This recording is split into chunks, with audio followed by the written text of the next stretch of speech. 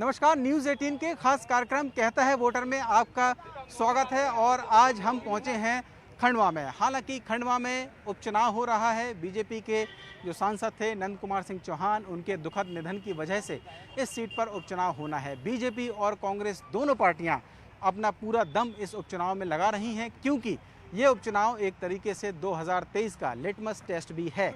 आखिरकार उपचुनाव में खंडवा के क्या हैं मुद्दे, क्या जनता यहाँ की चाहती है और क्या उसकी उम्मीदें पूरी हुई हैं, इन सारे मुद्दों पर हम चर्चा करेंगे और जवाब लेंगे उन सियासतदानों से जो जिम्मेदार हैं इन समस्याओं के निपटारे के लिए या फिर जनता की आवाज़ बनने के लिए। तो आइए शुरू करते हैं कहता है वोटर का सिलसिला। सबसे पहले शुरुआत आम लोगों से ही करेंगे, क्योंकि हमारे कार्यक्रम का शीर्षक ही है कहता है वोटर। अच्छा, ये बताइए कि आप कहाँ के रहने वाले हैं और ये उपचुनाव हो रहा है, इसके बारे में कितनी जानकारी है आपको? सर, खंडवा के रहने वाले हैं और उपचुनाव के बारे में तो पूरी जानकारी है। क्या आपको लगता है कि इस बार के मुद्दे हैं उपचुनाव के? मुद्दे तो वैसे सभी रहते, कोई से भी चुनाव में पूरा मुद्दा तो ये पूरे वादे तो पूरे कर नहीं पाते कोई भी रहे, तो वैसे तो सभी मुद्दे हैं जो आम चुनाव में रहते हैं। आपका क्या मुद्दा है? मैं एक बिजली आउटसोर्स कर्मचारी हूँ। मेरी ये मांग है कि हम लगभग हमारे कर्मचारी 15 साल से काम कर रहे, मेरे को 8 साल से हो गए और बीजेपी गवर्नमेंट 15 साल से सत्ता में है, तो हम हर बार आवेदन देते हैं, हर बार हमें लॉलीपॉप दिया जाता है। अभी भी हमने हड़ताल की तो हमारे ऊपर अभी एस्मा लगा दिया गया है, क्योंकि हम पूरे प्रदेश में लगभग 40 से 45 हज़ार कर्मचारी हैं। तो मेरी यही मांग है कि या तो हमें या तो पूरी तरीके से ठेका प्रथा बंद करके बाहर कर दिया जाए, या तो फिर कुछ ऐसी नीति बना दिया जाए कि हम इस पर मन लगा के काम किया जाए। ठीक है, एक विषय ही हो गया। अच्छा, आप बताइए कि आपको क्या लगता है कि इस उपचुनाव का क्या मुद्दा है? कि मैं एक युवा हूँ और मेरा मुद्दा तो सिर्फ एक ही रहेगा, वो रहेगा रोजगार। जो आज युवा जो इतने सारे जो बेरोजगार है, उस बेरोजगारी पे और जो भोपाल में जो युवाओं के साथ जो बीजेपी सरकार ने जो अभद्र व्यवहार किया है। ठीक है, अभी तो शुरुआत ही है कार्यक्रम की। ये दो बातें निकल के सामने आई हैं। ठीक है, थोड़ा सा अपन शांति बना के रखेंगे। अगर शांति बना के रखेंगे तो सार्थक चर्चा हो सकेगी। मेरा निवेदन है आप सभी से, आप अपनी अपनी बात रखिएगा। अच्छा, ये उपचुनाव है, बातचीत 2-3 लोग युवाओं से हमने चर्चा की। उनका कहना ये है कि चाहे बीजेपी रहे या कांग्रेस रहे, हालांकि बीजेपी ज़्यादा वक्त से है, रोजगार की समस्या है, आउटसोर्स जैसे विषय, ये उपचुनाव में विषय हैं। आपके लिए क्या मुद्दा है उपचुनाव में? देखिए, लंबे समय से खंडवा में भारतीय जनता पार्टी की सरकार है और विकास के लिए भारतीय जनता पार्टी ने हर संभव प्रयास करा है। खंडवा को ऊंचाइयों पर पहुंचाने का काम भारतीय जनता पार्टी ने करा है। आप देख सकते हैं, ये लोग बोल रहे कहाँ विकास हुआ, तो इन कांग्रेसी भाइयों को कहना चाहता हूँ कि जिस पार्क में बैठे हैं, इनकी सरकार में इसकी क्या स्थिति थी, ये पार्क भी हमारी पार्टी का बनाया हुआ है। तो ऐसा कोई कोना नहीं छोड़ा जब भारतीय जनता पार्टी ने विकास नहीं किया हो। और आवश्यकताएं बढ़ती जाती है तो जो डिमांड्स आती जा रही है, हम लोग लगातार उसको समय के अनुकूल उन क्षेत्रों में भी डेवलपमेंट का प्रयास कर रहे हैं। और कांग्रेसी भाई बेरोजगार हो चुके हैं, इनके पास कोई काम धंधा नहीं है। ठीक है, जवाब ले लेते हैं। अच्छा, ये बात सामने आई, कह रहे हैं कि हमारी जब सरकार है और इतने ज़्यादा वक्त से सरकार है, तो कह रहे हैं कि ये पार्क जो दिख रहा है वो हमारी की देन तो है, आप लोग बेरोजगार हो गए हैं, ऐसा उनका कहना है। देखिए, अगर आप पार्क दिखाना चाहते हैं तो विधायक जी, सबसे पहले तो आप ये बता दीजिए कि इस निमाड़ क्षेत्र के सबसे अच्छे नेता नंदू भैया की मौत क्यों हुई? इस केंद्र सरकार और राज्य सरकार की विफलताओं के कारण, कोरोना की वजह से नंदू भैया जैसे नेता को हमको खोना पड़ा। आज आप उनको श्रद्धांजलि के नाम पर वोट मांग रहे हैं, मुझे शर्म आती है। श्रद्धांजलि तो तब होगी जब इस सरकार के खिलाफ यहाँ की जनता वोट करेगी और नंदू भैया को सच्ची श्रद्धांजलि इस चुनाव में खंडवा की जनता देगी। और खंडवा की जनता बताएगी कि कोरोना की वजह से इस देश के अंदर जो लाखों लोग मारे गए, जिसमें एक हमारे नंदू भैया भी थे, उनकी मौत का हिसाब लेने के लिए खंडवा की जनता हिसाब करने वाली है। ठीक है, आपको हिसाब देना पड़ेगा, ऐसा कहना है इनका। आप तो उन्हीं की तरफ से हैं, बात तो रखिए अपनी। हमारे सांसद एक माननीय प्रधानमंत्री और नरेंद्र मोदी जी ने और शिवराज सिंह जी ने उनका अच्छे से अच्छा उपचार कराया था दिल्ली और अपने क्या बोलते हैं भोपाल ले जाके उनका अच्छे से अच्छा इलाज कराया। और विधि का विधान के तहत सांसद जी का स्वास्थ्य कुछ कारणों से ज़्यादा हो गया था और ये प्राकृतिक आपदा थी, इस कारण से। और खंडवा शहर में नंदू भैया ने यहाँ पे जल क्रांति लाई है इस लोकसभा में, और जितना विकास नंदू भैया ने करा है इस लोकसभा में उतना किसी ने नहीं करा है। 2000 करोड़ की जल योजना लाए नंदू भैया। और इसी पार्क में आज से 10 साल 15 साल पहले जब कांग्रेस का शासन था तो यहाँ पे नशेड़ी लोग बैठते थे। ये भारतीय जनता पार्टी की देन है जो आज ये सुंदर पार्क है। एक थोड़ा व्यवस्था बना के रखिएगा बैठने की। पार्क है। हाँ ठीक है, एक पार्क की वजह से पूरा डेवलपमेंट क्या पूरे शहर को आप एक पार्क से दिखा देंगे क्या? जी ऐसा बिल्कुल भी नहीं है। आप पूरे शहर में जितने पार्क हैं और पूरे शहर में जितना भी डेवलपमेंट हुआ भारतीय जनता पार्टी सरकार के समय पे ही हुआ है। अच्छा आप बताइए, आपको कुछ कहना है? बोलिए। क्या विषय आपको लगता है? वो कह रहे हैं कि सच्ची श्रद्धांजलि उनको तभी होगी जब जनता उनको वोट देगी। उनके बेटे भी दावेदार थे लेकिन टिकट किसी और को मिल गया है। ये भारतीय जनता पार्टी है। यहाँ पर पार्टी में किसी प्रकार का वंशवाद बाकी चीजें नहीं चलती है। नंदू विद्या को सच्ची श्रद्धांजलि तभी सभी लोग जब जीतेंगे, चुनाव जब जीतेंगे उसके बाद में हम जवाब देंगे कि किस प्रकार से नंदू भैया को सच्ची श्रद्धांजलि हमारे वोटरों ने दी है। ठीक है, ये कहना कि वो तो जनता जवाब दे देगी। अच्छा आप बताइए, कुछ महिलाएं भी हैं यहाँ पे। बैठिए आप बैठ के बात रखिए आपने। आपको क्या लगता है कि क्या विषय इस बार उपचुनाव में रहेगा खंडवा में? ये लोकसभा का उपचुनाव है और कांग्रेस ये शुरू से मांग करते आई है कि महिलाओं की सुरक्षा होनी चाहिए। किसानों के जो 3 कड़े कानून बने उनकी सुनवाई हो। अभी इन लोगों ने, इनके यूपी के मंत्री, इन लोग सरेआम कुचल रहे हैं। इन लोगों के इतने वीडियो आ रहे हैं, इतनी फोटो आ रही है कि शर्मनाक बात है। और ऐसा भारत के थोड़ा नाराज, आप बात तो होने दीजिए, आप बात होने दीजिए। और ऐसा भारत के इतिहास में कभी नहीं हुआ कि किसान जो अपनी हक की बात करने रोड में निकले और उनको कुचला जा रहा है। तो ये हमारे देश में लगातार घटनाएं हो रही है। हमारे यहाँ भैया एक सेकेंड, पूरी बात सुनने की दम भी रखो, सरकार चला रहे हो तो आप ये सोचिए कि इन लोगों ने मध्य प्रदेश में भी पहले किसानों के ऊपर गोली चलाई और अभी हर युवा बेरोजगार है, हर युवा कर्जे में डूबा हुआ है। इन लोगों के पास कोई प्रोग्राम नहीं है जो इन लोग रोड में उतर सके और इन लोग चुनाव जीत सके। और इस उपचुनाव में इन लोगों को मुंह की खानी पड़ेगी। आप लोग नारेबाजी करेंगे तो बात नहीं आ पाएगी, सबकी बात रखनी है, पीछे से भी बात रखनी पड़ेगी। अच्छा सर आप बताइए, ये जो राजनीतिक बातें हैं जो बीजेपी और कांग्रेस एक दूसरे के ऊपर लगा रही है, एक आम नागरिक होने के नाते आपको क्या लगता है कि क्या विषय खंडवा उपचुनाव में, बिजली की हम बात करें, पानी की बात करें, एक युवा ने रोजगार का मुद्दा उठाया कि रोजगार नहीं है, जबकि बीजेपी की सरकार केंद्र में भी है, प्रदेश में भी है। नंदू भैया भी, हालांकि दुखद निधन हुआ उनका, ये हम सबकी उनको सच्ची श्रद्धांजलि है, लेकिन वो लंबे वक्त तक रहे और ये समस्याएं अभी भी हैं। देखिए, नंद कुमार सिंह चौहान काफ़ी समय तक भाजपा के सांसद रहे और लगभग 30 साल तक जो है भाजपा के ही सांसद यहाँ पर चलते आए हैं। रही बात विकास की, तो जितना विकास इतने लंबे समय में जितना विकास होना चाहिए था उतना विकास नहीं हो पाया। सिर्फ हम कुछ सिंचाई की योजना या खेती या इससे रिलेटेड कुछ चीज़ों को अगर छोड़ दें तो समग्र विकास नहीं कह सकते इसको, और जिसमें सारे समूह, सारे ग्रुप और सारे सेक्टर खुश हों, ऐसा विकास नहीं हो पाया। ये एक कड़वी सच्चाई। ठीक है, यहाँ भी कुछ युवा खड़े हैं, एक जरा युवाओं से हम बात करते हैं। एक सेकंड। अच्छा भैया आप बताओ, ये उपचुनाव हो रहा है, कोई जानकारी है आपको? पता है। थोड़ा जोर से बोलिए, जोर से। हाँ पता है। क्या मुद्दा है आपके लिए इस उपचुनाव में? तो वही है, रोड, सड़कें वगैरह, जो खड्डे वगैरह है उस पर थोड़ा ध्यान देना चाहिए। क्या करते हैं आप? मैं जॉब करता हूँ ऐसा। अच्छा जॉब करते हैं आप। रोजगार जैसी कोई समस्या खंडवा में आपको लगता है युवाओं के लिए, या बाहर जाना पड़ता है? बाहर जाना पड़ता है। तो आपको तो रोजगार मिला है ना? हाँ ठीक है, ये इनको रोजगार मिला। अच्छा आप कुछ कहना चाह रहे हैं? एक सेकंड भैया, एक सेकंड। हाँ बताइए, बोलिए आप। भाई साहब आप लोग चुपचाप रहे तो हम कुछ बोले। मैं कहना चाहूँगा, जन्म से लेकर मृत्यु तक, भाई साहब जन्म से लेकर मृत्यु तक हमारी योजनाएं चल रही है। आप लोग भी कहीं ना कहीं इसका लाभ ले रहे हैं और फिर भी भारतीय जनता पार्टी को बोलते हैं कुछ नहीं किया। जन्म से लेकर मृत्यु तक योजनाएं चल रही है हमारी सरकार की। अच्छा आप बताइए, आप कुछ कहना चाह रहे हैं?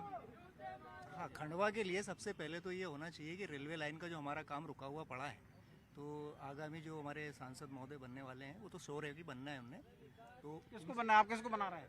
जिनको टिकट दिया है भाजपा ने। अच्छा भाजपा को देना है। तो हमारी सिर्फ यही मांग है कि 2022 में उनको टारगेट दिया गया था कि हमारी रेलवे लाइन कंप्लीट हो जाएगी महू से खंडवा वाली, जो कि अभी तक नहीं हुई है।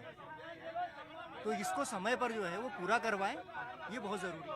ठीक है, आप लोग थोड़ा शांत रहेंगे। सुनिए, एक सेकंड। किसानों को कुचला जा रहा है और किसानों को मारा जा रहा है, इनकी गाड़ी चढ़ रही है, हत्या कर दी है इन्होंने। उसके बावजूद ये बेशरम लोग आरोप लगाते हैं कांग्रेस के ऊपर। कांग्रेस जिंदाबाद है, जिंदाबाद थी, जिंदाबाद रहेगी। हाँ बताइए, आप बताइए यार, इनके जवाब दीजिए आरोपों का। कांग्रेस वो कह रहे हैं कि किसानों को आप लोग कुचल रहे हैं, यहाँ भी किसान परेशान हैं। किसानों के लिए भारत सरकार ने, मध्य प्रदेश की शिवराज सिंह सरकार ने जो किसानों के हितों के लिए जो काम किए हैं वो अनुकरणीय हैं, अनुपम है। आज भी हम मूंग से लेकर के तो हर चीज का समर्थन मूल्य आप देख लीजिए, और जब कांग्रेस की गवर्नमेंट थी तब के समर्थन मूल्यों की आप तुलना कर लीजिए। आप पत्रकार हैं, आप स्वयं तुलना कर लीजिए, तब तो उस तुलना को अगर आप देखेंगे तब आपको लगेगा कि वास्तव में मध्य प्रदेश की सरकार शिवराज सिंह की चौहान ने किसानों के लिए क्या जनहितैषी कार्य किए। यही नहीं, इनके यहाँ आज तक इन्होंने सिंचाई की कोई एक योजना नहीं चालू की थी। आज कहाँ से करेंगे, सत्ता में होंगे तब ना करेंगे आप। 50 सालों तक आप बोल रहे हैं, 70 साल तक इन्होंने राज किया और आप कह रहे हैं कि इन्होंने ये सत्ता में नहीं। अरे 5 सालों में आप बात करेंगे, 5 सालों की बात करेंगे आप। भाई तुलना आप करेंगे जब हम 50 साल के हो जाएंगे, जब हम 50 सालों तक हम राज कर लेंगे, तब हम आप बता सके, तब आप कहिएगा कि तुलनात्मक तौर पे कौन है। और जनता ने तय भी कर दिया है, जनता ने तय भी किया है कि 50 सालों तक हम राज करने वाले। एक सेकंड, आपकी बात रहेगी। 50 साल वो ये कह रहे हैं कि जब 50 साल हमारी सरकार हो जाएगी, 50 साल की आपकी हो गई, तो तुलना बेहतर हो पाएगी। देखिए 50 साल की बात कर रहे हैं, इनसे 15 साल में इन्होंने आज मध्य प्रदेश की ये हालत खराब कर दी है कि आज मध्य प्रदेश में ना रोजगार है, ना व्यापार है, और ना ही मतलब आज देखो कारोबार बिल्कुल खत्म हो गए। 50 साल की बात कर रहे हैं सरकार चलाने को, 50 साल इनको 7 साल हमने दिया, 7 साल में पूरा देश को बेच दिया। आप बताओ, मैं ये बोलना चाहता हूँ कि जो एक कहावत हम बचपन में सुनते आ रहे थे, अंधेर नगरी चौपट राजा और अंधा पीछे कुत्ता खाजा, वो कहावत आज इनके शासन में सत्य साबित हो रही है। सारे देखो ये बात 1.5 साल में ये कांग्रेस सरकार पिछले 70 सालों से थी। पिछले 15 सालों की बात करें तो 70 सालों में इन्होंने क्या करा, इन 70 सालों का हिसाब इनसे पूछो। और रही बात है किसानों पे जो गोली मारने की बात कर रहे हैं, इनकी जांच हुई है, मेरे पास मीडिया ट्रायल रिपोर्ट है, इसमें कांग्रेस के सांसद का रविदास जी का हाथ है उसमें इनके कांग्रेस मीडिया की रिपोर्ट बता रहा हूँ, मेरी खुद की नहीं बोल रहा हूँ। अच्छा, ये यहाँ के लोग रह गए हैं, आप लोग रह गए। हाँ बताइए, आप अपनी बात रखिए। आपको क्या लगता है कि क्या इस उपचुनाव में राजनीतिक आरोप प्रत्यारोप जो हैं वो हैं, या इसके अलावा भी कोई विषय है? नहीं, कांग्रेस के द्वारा जिस तरह से जो मुद्दों को लेकर के ये बात कर रहे हैं, ये मुद्दे भारतीय जनता पार्टी के सामने कुछ नहीं है। इन्होंने इस देश में 70 साल राज करा। 70 साल राज में सिर्फ कांग्रेसियों ने, कांग्रेस के नेताओं ने सिर्फ अपना घर भरा और भ्रष्टाचार चरम सीमा तक किया उन्होंने। ए से लेकर के जेड तक के इनके भ्रष्टाचार रहे। 7 लाख हेक्टेयर संचित लेकिन केवल जमीन उन्होंने 7 लाख हेक्टेयर संचित की थी भारतीय जनता पार्टी ने, 4.5 लाख हेक्टेयर। आज अगर हमारे सरकार की नीतियां गलत होती तो इनके पूरे विधायक हमारे यहाँ आए हैं। आज स्वयं नारायण पटेल जी ने मंच से ये कहा है कि इनके जहाज में छेद हो गए थे, जिनको हम भरते भरते एक समय ऐसा आया कि इनका जहाज डूबने लगा। और ये चर्चा अभी इसी तरीके से जारी रहेगी। कहने को तो ये उपचुनाव है, लेकिन इस चुनाव में राजनीतिक माहौल किस तरीके से गर्म है वो यहाँ आप देख सकते हैं। फिलहाल एक ब्रेक का वक्त है, ब्रेक के बाद भी ये चर्चा हमारी इसी तरीके से जारी रहेगी। ब्रेक के बाद आपका एक बार फिर स्वागत है। कहता है वोटर के इस सिलसिले में हमारी चर्चा के दौर जारी हैं और आगे हम इसे जारी रखेंगे और मुद्दों के साथ में तमाम हमारे साथ नेता मौजूद हैं। आप बताइए, आपको क्या लगता है इस उपचुनाव में किसका पलड़ा भारी है? देखिए, भारतीय जनता पार्टी ने विकास किया है और विकास करती है और एक विकास करने वाली पार्टी है। कांग्रेस की सरकार हमने पिछले 50 सालों में इस देश के अंदर देखी, जिसमें से लगभग 75 साल में 60 से 65 साल कांग्रेस ने राज किया है। लेकिन आज जो नरेंद्र मोदी जी के सानिध्य में आज ये सरकार चल रही है और जो भारतीय जनता पार्टी विकास के नए आयाम स्थापित कर रही है, आज हमारे हर जगह भारतीय जनता पार्टी की सरकार जिसके मुखिया नरेंद्र मोदी हैं और उनका जो आज पूरे विश्व के अंदर जो एक मान सम्मान और प्रतिष्ठा बढ़ी है, ये आज पूरा देश का एक एक नागरिक देख रहा है। ठीक है, ये विषय का आप बताइए, आप कुछ कहना चाह रहे थे? हाँ बोलिए, क्या विषय आपको लगता है इस बार बड़ा है उपचुनाव में? विषय भारत के अंदर आज जो हमारी सरकार है, मोदी जी की सरकार, विश्व में सम्मान बढ़ा है, भारत का सम्मान बढ़ा है। आज 150 देशों में, अमेरिका में जाएं जहां वीजा नहीं मिलता था, वहां पे हमारे यहाँ मोदी जी सम्मान बढ़ा। चीन जो है आगे एक सेकंड इस तरफ दो लोग हो गए आपके, एक सेकंड आपकी बात हो गई, आप रह गए थे। हाँ बताइए, आप बोलिए। वो कह रहे हैं, सवाल करूंगा कि 30 साल से सत्ता बैठी है इनकी, 30 साल से सवाल हमको इनसे करना है, हम क्या जवाब देंगे? जवाब इनसे पूछो कि 30 साल में इन्होंने किया क्या है। अरे चलते रिंग रोड के 3 चुनाव हो चुके हैं रिंग रोड के लिए। इतने एक्सीडेंट हुए हैं, हजारों लोग मर चुके हैं, कई परिवार उजड़ चुके हैं। 3 साल मतलब 3 चुनाव से बोल रहे हैं रिंग रोड का। रिंग रोड एक विषय आपका हो गया, एक बार लोग रह जाएंगे बाकी।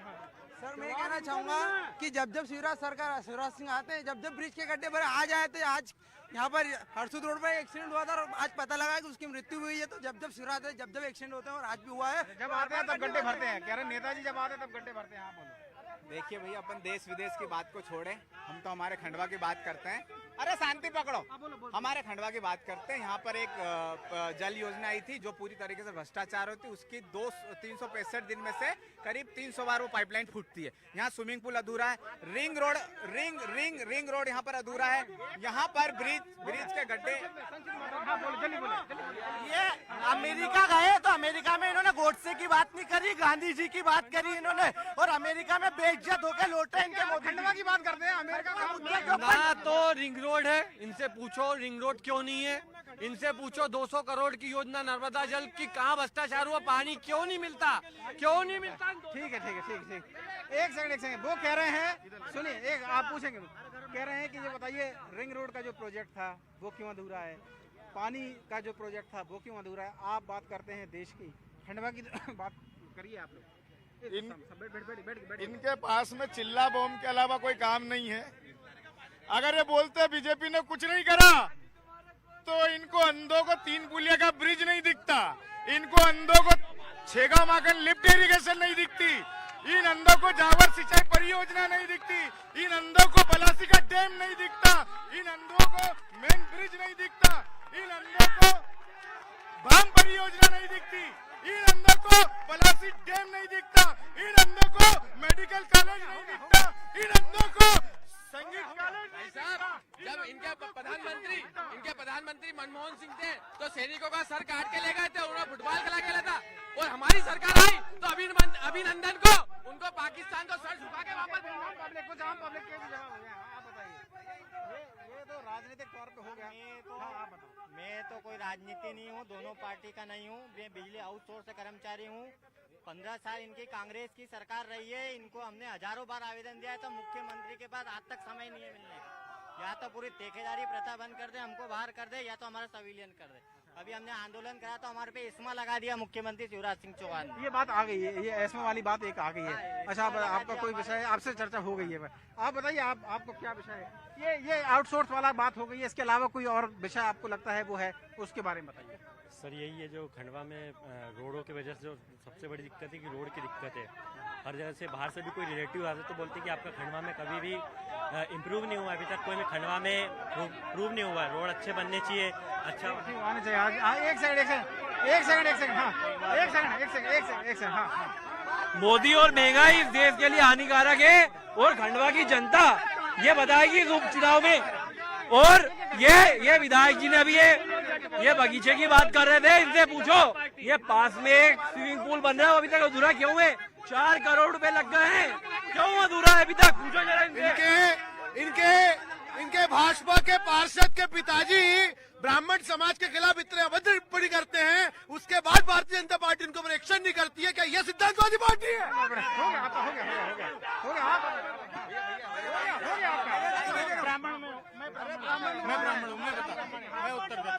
मैं उत्तर देता हूँ। देखिए, ये जो अभद्र टिप्पणी की बात कर रहे हैं, जिस व्यक्ति के खिलाफ FIR हो गई, जिस व्यक्ति के लिए जितनी भी कार्रवाइयाँ होती है वो सारी चीजें हो गई। रही बात में कोई अगर प्रशासन से भाग रहा, फरार है, तो वो फरार है। जिस दिन पकड़ लिया जाएगा उस दिन उस पर कार्रवाई भी होगी। एक बात। दूसरी बात में वो जो हमारा कार्यकर्ता है, वो हमारे कार्यकर्ता ने कोई टिप्पणी गलत नहीं की है, वो उसके पिता हैं। उसके अरे भाई, भूपेंद्र सिंह के पिता ने ब्राह्मणों के खिलाफ, भूपेंद्र सिंह के पिता ने आरक्षण के भूपेंद्र सिंह के पिता ने क्या क्या नहीं कहा आप सब लोगों को मालूम है।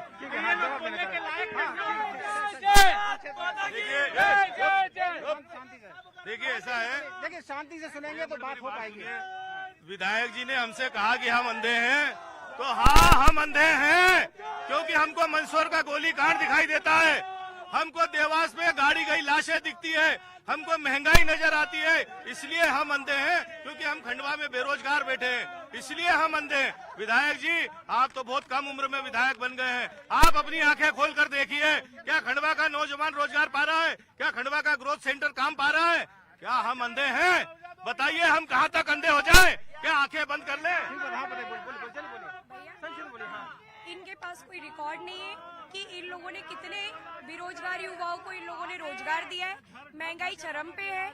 स्कूल में जो बच्चे स्कूल की फीस नहीं भर पा रहे, कोरोना के मारे हर किसी के घर में अभी सबके घर की व्यवस्थाएं बिगड़ी हुई।